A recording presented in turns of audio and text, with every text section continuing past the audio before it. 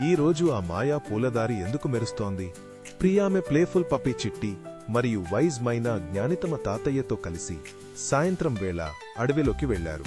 తాతయ్య ఒక పాత మ్యాప్ చూపిస్తూ, ఈ మ్యాప్లో ఒక రహస్య వనం ఉంది, అక్కడికి వెళ్లడానికి ఈ మెరిసే పూలదారి సహాయపడుతుంది అన్నారు. వాళ్ల లక్ష్యం అరుదైన మధుర తేనెని కనుగొనడమ్మది కేవలం పౌర్ణమి రాత్రే దొరుకుతుంది. అప్పుడు చిట్టి భౌ భౌ అంటూ ముందుకు పరిగెత్తింది. దాని వెనుక ప్రియజ్ఞాని వెళ్లారు. దారిలో వాళ్లకి ఒక పొడవైన వింతైన చెట్టు కనిపించింది.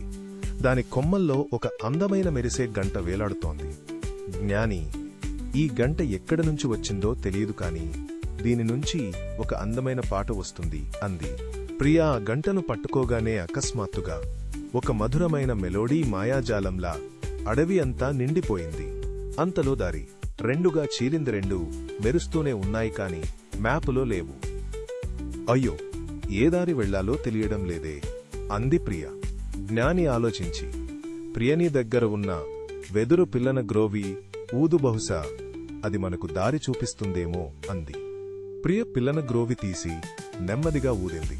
ఆ పాటకి ఒక దారిలోని మెరుపులు మరింత ప్రకాశవంతంగా మారాయి. రెండో దారిలోని మెరుపులు మసకబారాయి. వారు ప్రకాశవంతమైన దారిలో నడుస్తూ వెళ్లారు. కొద్ది దూరం వెళ్లాక వాళ్లకు ఒక పెద్ద రాయి కనిపించింది. దానిపై మధుర తేనె దారికి 10 తారలు వెలగాలి అని రాసి ఉంది. వాళ్ల దగ్గర ఒక్క తేనెటీగ కూడా లేదు. ప్రియ నిరాశపడింది. అప్పుడు చిట్టిదాని తోక ఊపుతూ తన నోటిలో ఉన్న జార్ ఆఫ్ ఫైర్ఫ్లైస్ ను బయటకు తీసింది. ఆ ఫైర్ఫ్లైస్ రాయిపై వాలగానే అవి వెలుగుతూ నిజంగా తారల్లాగా కనిపించాయి. రాయి ప్రక్కన ఉన్న ఒక రహస్య సొరంగం తెరుచుకుంది. సొరంగంలోంచి వెళ్లగానే వాళ్లకు పౌర్ణమి వెలుగులో మెరుస్తున్న మధుర తేనెటీగల గూడు కనిపించింది. అది చాలా పెద్దగా తీపి వాసనతో నిండి ఉంది. తాతయ్య, మనం కేవలం మనకు కావాల్సినంత మాత్రమే తీసుకుందాం, మిగతావి పంచుకుందాం అన్నారు. వారు తేనె తీసుకుని ఇంటికి సంతోషంగా తిరిగి వచ్చారు. ఇంట్లో తాతయ్య మధుర తేనెను అందరికీ పంచారు. అందరూ చాలా ఆనందించారు.